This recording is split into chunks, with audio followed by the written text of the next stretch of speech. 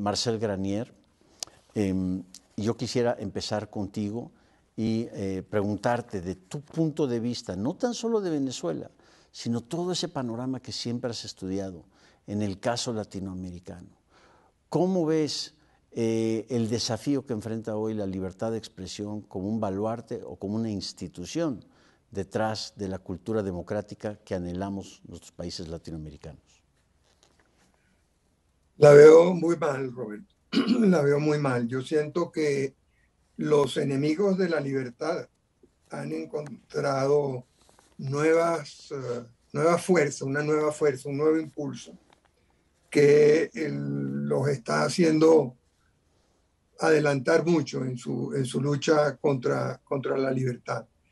Todos pensamos que en el siglo XX, con la derrota de los totalitarismos, la libertad había ganado la batalla de las ideas.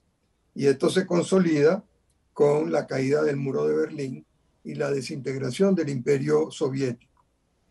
Como comentaba Fukuyama, el fin de la historia. Sin embargo, la historia nos está diciendo otra cosa. Pienso que hay varios factores que influyen en esto. En primer lugar, el cambio tecnológico ha sido tan violento que ha desconcertado profundamente a la humanidad, a las grandes masas sobre todo, ha provocado una enorme incertidumbre. Y cuando la gente siente tanta incertidumbre, tanta inestabilidad, empieza a buscar soluciones de tipo mesiánico. Cuando me tocó asistir a la universidad, a uno prácticamente solo se le presentaban tres alternativas: o estudiaba medicina, o estudiaba derecho, o estudiaba ingeniería. Hoy en día ningún muchacho está pensando en esos términos. O sea, en mi época a nadie se le ocurrió que iba a la universidad a estudiar cocina, o a estudiar diseño gráfico, o a estudiar turismo, o a estudiar para hacer tantas cosas nuevas que hay. Entonces, ha habido un cambio cultural muy grande, ha habido un cambio económico muy grande, ha habido mucha mejora. Indudablemente, el ciudadano promedio del siglo XXI vive muchísimo mejor que el del siglo XX, pero eso también ha contribuido a exacerbar las diferencias. Y si a eso le sumamos el hecho de que los medios se han vuelto omnipresentes, el terreno para la envidia, para el resentimiento, para la crítica, se ha ampliado mucho. De manera que yo creo que tenemos un gran reto, los medios, por el cambio tecnológico y por el cambio cultural que está ocurriendo. En relación con el cambio tecnológico, vale la pena decir que el siglo XX indudablemente fue el siglo de la televisión. Bueno, esa televisión que conocimos en la segunda mitad del siglo XX, abierta, está en vías de extinción. Esos medios que conocimos, que se desarrollaron sobre todo en el siglo XX, medios impresos, eran empresas personales o familiares con un núcleo de empleados relativamente pequeño. Eso también ha cambiado. Ya los grandes medios no son propiedad de una persona o de una familia, son propiedad de grupos económicos. Y enfatizo lo de económicos, en donde el objetivo fundamental no es la difusión de ideas, de puntos de vista, de proyectos, de programas, sino es el obtener un rendimiento económico, un beneficio. Además, esos medios dejaron de ser nacionales, pasaron a ser internacionales y hoy en día ya son metanacionales. Ya no tienen nacionalidad en la mayoría de esos grupos. Y eso está ocurriendo tanto en prensa escrita como en la radio, como en la televisión. Si ustedes ven los premios Emmy que acaban de ser otorgados, no hay ningún productor clásico, ni ningún medio, ninguna televisora abierta ganando premios. una empresa totalmente nueva que hace 20 años no existía. Netflix es la gran ganadora. Y todo eso va afectando. Todos estos nuevos medios también han contribuido a dos cosas. En primer lugar,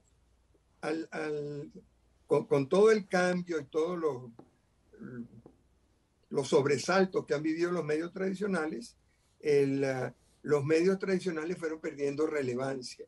Y hoy en día, si uno ve encuestas, acabo de ver hace poco una de Gallup, menos del 25% de la gente cree en los medios tradicionales.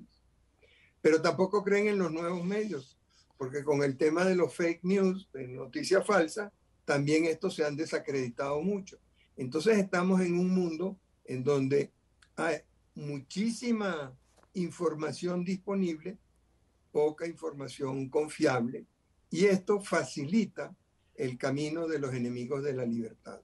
Y es lo que ha ocurrido en países como Venezuela, está ocurriendo en países como México, y pudiéramos ampliar la lista. Durante la segunda mitad del siglo XX, Venezuela era un paradigma de democracia y era prácticamente el único país en América Latina que tenía una democracia, y fíjense lo que está convertido hoy en día. México, que durante mucho tiempo fue criticada por el imperio del partido único, ¿no? Logró transformarse, diversificar sus fuentes de ingreso, incrementar de una manera sustancial, impresionante, su clase media, y miren los problemas que está confrontando hoy en día. Chile, que fue el modelo de desarrollo económico exitoso, la reducción de la pobreza de una manera sustancial, el fomento del emprendimiento, el éxito del empresariado, hoy en día miren cómo está cuestionado. De manera que todo está muy revuelto. Y en toda esa inconformidad, en todos esos trastornos, quienes más ganan son los enemigos de la libertad. Y fundamentalmente los populistas. El populismo ha venido a sustituir, le ha dado una nueva vida, una segunda vida a los totalitarios. O sea, disfrazándose de amigos del pueblo, asumiendo muchas de las causas del pueblo, neutralizando a sus enemigos tradicionales. Esos totalitarios, a través del populismo, han ido adquiriendo nueva vida, tanto en la derecha como en la izquierda. Entonces ahí dejo el tema. Creo que Nelson va a poder hacernos, y perdona que me meta, pero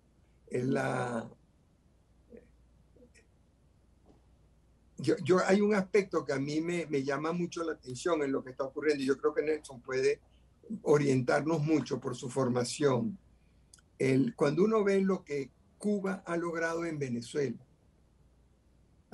resumiendo la historia muy brevemente, Cuba y Venezuela, países amigos, a través, Caribe los dos, muy amantes de la música, del ritmo, del béisbol, se enfrentan por primera vez en el año 59, cuando Fidel Castro pretende obtener unas concesiones del gobierno venezolano, cuyo presidente en aquel momento era Rómulo Betancourt.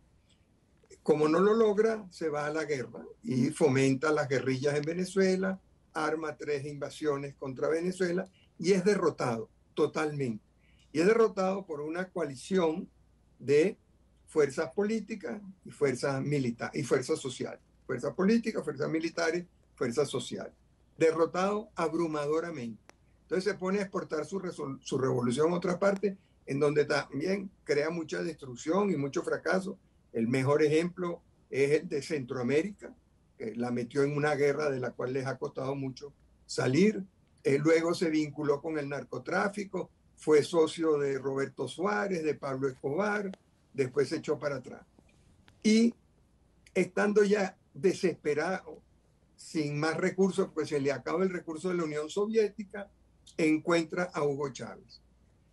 Yo quisiera que alguien me explicara cómo pudo Fidel Castro capturar a Fidel Castro, capturar a Hugo Chávez y hacer que Hugo Chávez le entregara a Venezuela.